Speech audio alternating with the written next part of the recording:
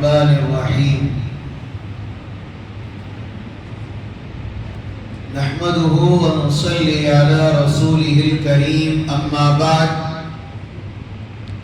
فاعوذ بالله من الشيطان الرجيم بسم الله الرحمن الرحيم وإلى ثمود أخاهم صالحا قال يا قوم اعبدوا الله ما لكم من إله غيره صدق الله العلي العظيم وقال النبي صلى الله عليه وسلم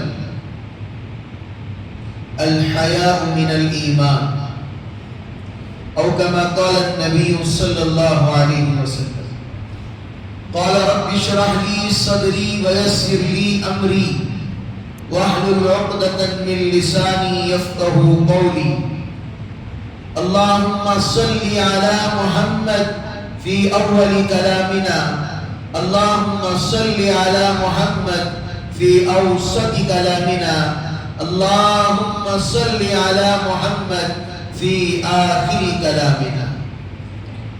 محترم عزیز بزرگوں اور دوستوں، خدائے پاک کا بڑا ہی کرم و احسان و فضل ہے کہ پروردگار نے مجھے اور آپ کو بڑی اونچی نسبت جناب محمد رسول اللہ صلی اللہ علیہ وسلم کی امت میں پیدا فرمایا. غرض کل جو واقعہ چل رہا تھا، حضرت کل پرسوں حضرت مریم علیہ السلام کے بیٹے حضرت عیسیٰ علیہ نبی علیہ السلام چند چیزیں چھوٹ گئی تھی تو میں آپ حضرات کے سامنے عرض کر دوں. اللہ نے حضرت عیسیٰ علیہ السلام کی دعا کو اللہ نے قبول فرمایا. کیا قبول فرمایا؟ اللہ نے اس دعا کو قبول فرمایا کہ حضرت عیسیٰ علیہ السلام نے دعا مانگی، یا اللہ مجھے امت محمدیہ کے اندر پیدا فرما، تو اللہ نے اس دعا کو قبول فرما لیا. تو حضرت عیسیٰ علیہ السلام اس امت میں آئیں گے ضرور انشاءاللہ، لیکن نبی بن کر نہیں آئیں گے بلکہ اس امت کے امتی بن کر آئیں گے. دمشق کی جامعہ مسجد کو تیار کر رکھا ہے، وہاں پر سیڑھی بھی لگا دی گئی ہے. حضرت مہدی علیہ السلام اس مسجد میں امامت کریں گے اور اس وقت حضرت عیسیٰ علیہ نبی علیہ السلام فرشتوں آسمانوں سے زمین پر نازل ہوں گے، اتریں گے اور دو فرشتوں پر سہارا لیتے ہوئے ان سیڑھیوں سے اترتے ہوئے وہاں پر کیا کریں گے؟ وہاں لوگوں کی حمایت کریں گے. وہاں پر ایک بڑی جنگ ہوگی. تو جنگ کا مسئلہ اٹھا تو وہ بھی عرض کر دو. تو ایک وقت ایسا آئے گا دنیا میں جب کفر کا زیادہ ہی غلبہ ہونے لگے گا اور کفار زیادہ ہو جائیں گے. اس وقت کانا دجال پیدا ہوگا، یعنی پیدا ہوگا نہیں بلکہ وہ نکل کر آئے گا جنگل میں سے اور وہ کہے گا میرے سیدھے ہاتھ میں جنت ہے اور بائیں ہاتھ میں جہنم ہے، اگر تم مجھے ایک سجدہ کرے گا تو تم میری جنت میں آ جائے گا. ظاہراً دیکھا جائے تو وہ جو جنت کو دکھا رہا ہے وہ جنت اصل جنت نہیں ہوگی بلکہ وہ دوزخ ہوگی. تھوڑی دیر کا سکون اور اطمینان مل جائے گا. کتابوں کے اندر لکھا ہے جب حضرت عیسیٰ علیہ نبی علیہ السلام جنگ لڑیں گے، مسلمانوں کی ایک فوج تیار کر کر دجال کی لمبائی کے بارے میں کتابوں کے اندر لکھا ہے اتنا لمبا ہے کہ سمندر سے مچھلیاں اٹھائے گا اور سورج میں پکا کر کھائے گا. کتنا لمبا؟ تو سوچ سکتے ہیں اس کا ہاتھ کتنا لمبا ہوگا، اس کی جنت کیسے ہوگی، اس کی جہنم کیسے ہوگی. اکابرین نے اس سے ایک چیز اور اس سے نقطہ نکالا، حالات ایسے ہیں اس وقت کتنا بھی بڑا ایمان والا ہو اللہ سے یہی دعا مانگنی چاہیے، اللہ سے یہی طویل امید رکھنی چاہیے اللہ ہماری ایمان کی حفاظت فرمائے اور اللہ تعالی ہمیں مرتد ہونے سے اللہ ہماری حفاظت فرمائے. تو ایک وقت آئے گا جب جنگ ہوگی، تو حضرت عیسیٰ علیہ السلام مختصراً کر کے بتا رہا ہوں، حضرت عیسیٰ علیہ السلام اپنے آسے سے اس کے پیر پر ماریں گے۔ فقہا کہتے ہیں کہ حضرت عیسیٰ علیہ السلام کی لمبائی وہ 40 ہاتھ لمبے ہوں گے اور ان کا آسا بھی 40 ہاتھ لمبا ہوگا، اور وہ جمپ لگائیں گے، ہائٹ اڑیں گے، 40 ہاتھ لمبے ہوں گے۔ جب اتنے اڑنے کے باوجود جب ماریں گے تو اسے پیر کے کونے پر لگے گا، وہ ایک مار کی وجہ سے گر جائے گا۔ تو ایک وقت ایسا بھی آئے گا کہ پتھر بولے گا مسلمانوں کو، دیکھو یہاں پر کافر چھپے، مارو آپ۔ اللہ ہر درخت کو، ہر چیز کو اللہ زبان دے دیں گے، سب بولیں گے یہاں پیچھے پڑا ہے مارو، لیکن ایک درخت ہے جس کو زبان نہیں ہوگی۔ آج یہودیوں کو پتا چل گیا ہے، وہ درخت اگانا شروع کر دیے۔ تو میرے عزیزوں، یہ مختصر کل کا تھا، کل طبیعت خراب ہونے سے چھوٹ گئی تھی۔ ابھی میں نے آپ حضرات کے سامنے وَإِلَىٰ ثَمُودَ أَخَاهُمْ صَالِحًا قوم سمود کے بارے میں تذکرہ کیا۔ قوم سمود ایک قوم ہے جس کے اندر حضرت صالح علیہ السلام تشریف لائے تھے۔ حضرت صالح علیہ السلام کی قوم کے بارے میں کتابوں کے اندر لکھا، ایک ایسی قوم تھی جو پہاڑوں کو تراش کر اپنا گھر بنا لیتی تھی۔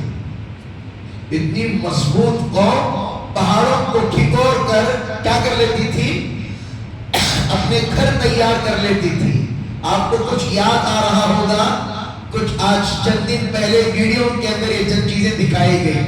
بڑی قوم والے پتھر لے کر جا رہے ہیں، کوئی یہ جھوٹا ایڈیٹنگ کر کے بتا رہے ہیں، بلکہ ایسا کچھ نہیں ہے۔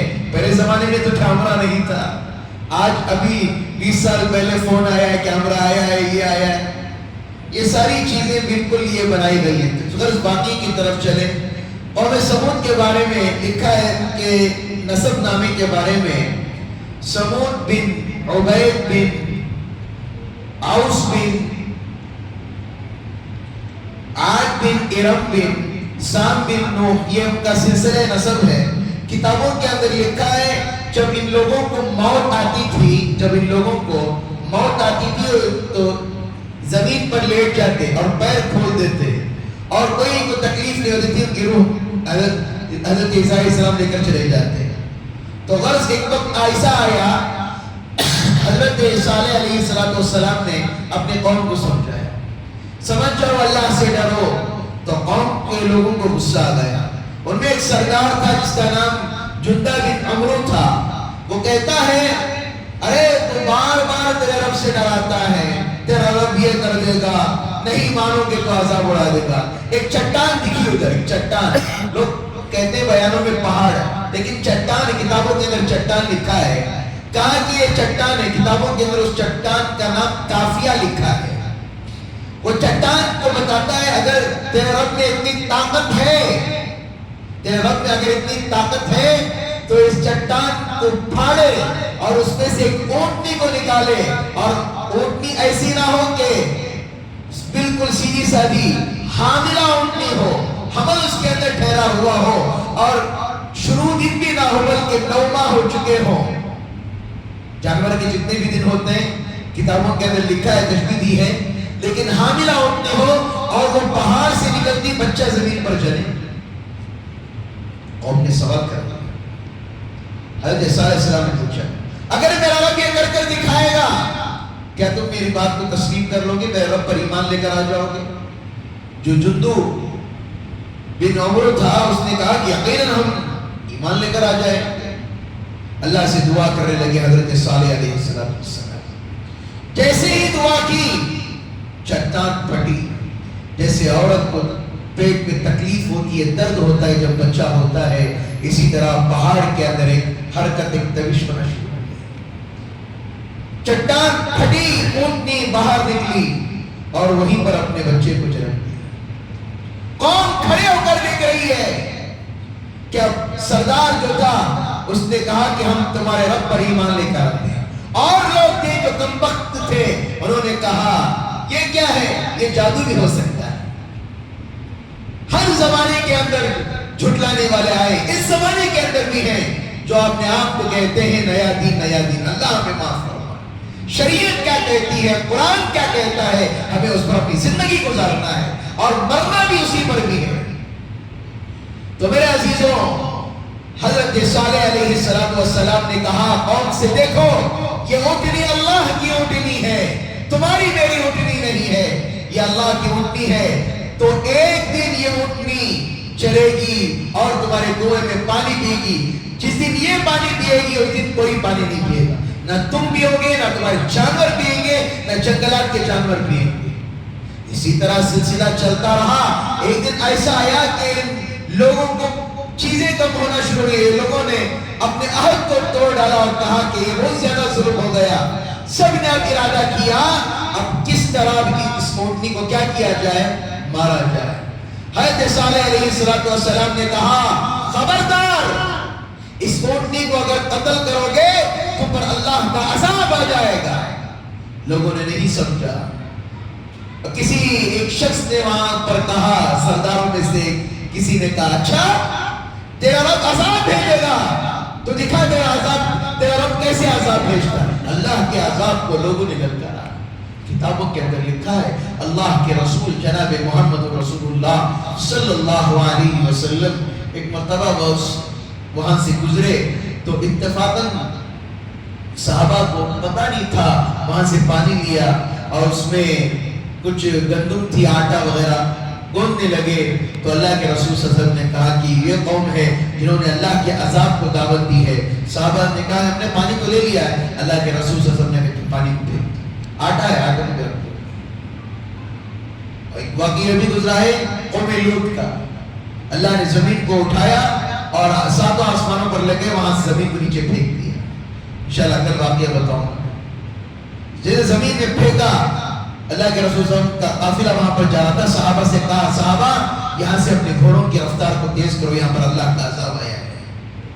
آج ہماری یہ حالت ہے، موسم چینج ہوتا ہے، حالات بدلتے ہیں، فضائیں بدلتی ہیں، ہمارا ایمان کا تقاضا یہ کہتا ہے کہ دیکھو موسم کتنا اچھا ہو گیا، اب تو مر مسلم کھانے کا موقع آ گیا، گرم گرم سموسے کھاؤ، گرم گرم پکوڑے کھاؤ۔ جب صحابہ کے دور میں آندھی چلتی تو اللہ کے رسول صلی اللہ علیہ وسلم فوراً مدینہ منورہ مسجد نبوی بھاگ جاتے، اللہ کا ڈر ہوتا قیامت تو نہیں آ گئی ہے۔ میرے عزیزوں میرے پیارو، واقعے کے آخر میں آ رہا ہوں۔ اللہ کے رسول حضرت صالح علیہ السلام نے قوم کو تاکید کی، قوم نے نہیں مارا۔ قوم نے کیا کیا، اس اونٹنی کو مار دیا اور بچہ کہاں، وہی پہاڑ کے اندر بھاگتا ہوتا چلا گیا۔ کہا کہ 3 دن اپنے گھروں میں مزہ کر لو، نفع اٹھا لو، 3 دن کے بعد تمہارے اوپر اللہ کا عذاب ہے۔ پہلے دن تمہارا چہرہ سبز ہو جائے گا، یعنی پیلا ہو جائے گا، یعنی زرد ہو جائے گا، پیلا ہو جائے گا۔ دوسرے دن تمہارا چہرہ سرخ ہو جائے گا، تیسرے دن تمہارا چہرہ کالا پڑ جائے گا، چوتھے دن اللہ کا عذاب آیا۔ لوگوں نے دیکھا جو اللہ پر ایمان لے کر آئے، اللہ پر بھروسہ کیا، عذاب تو سب لوگوں کے لیے آیا تھا لیکن ایمان والوں کے لیے وہ عذاب نہیں دکھا۔ جو اللہ کے نہیں ماننے والے تھے ان پر عذاب آیا، وہ ہلاک و برباد ہو گئے۔ کہنے کا مقصد یہی ہے، ہر نبی آئے دور کے اندر، حضرت صالح علیہ السلام، حضرت نوح علیہ السلام، حضرت شیس علیہ السلام، سوالات انبیاء علیہ السلام آئے، سب کی قوموں نے تکلیف دی، لیکن میں اور آپ کے آقا تاجدار مدینہ سرکار دو عالم جناب محمد رسول اللہ صلی اللہ علیہ وسلم آئے، سارے جہان کے لیے نبی بنا کر دیا۔ تو ہمارا ایک سب سے بڑا یقین ہونا چاہیے، سارے نبی برحق ہیں اور ہمیں سب کو ان پر ایمان لانا چاہیے۔ اللہ رب العزت سے دعا ہے اللہ تعالیٰ مجھے اور آپ کو ان کہی ہوئی باتوں پر اللہ عمل کی توفیق عطا فرمائے۔ کسی صاحب نے کہا کہ کیا ناک میں جسے زیادہ سردی ہوتی ہے وہ اسپرے مارتے ہیں ناک میں، یا کوئی صورتیں استعمال کر سکتے ہیں؟ روزے کی حالت میں استعمال نہیں کرنا چاہیے، وہ دماغ مار دیتا ہے، جیسے چدر یوز کرتے ہیں لوگ ناک میں، پہلے تو سنتے تھے اب ناک میں ٹھوس لیتے ہیں۔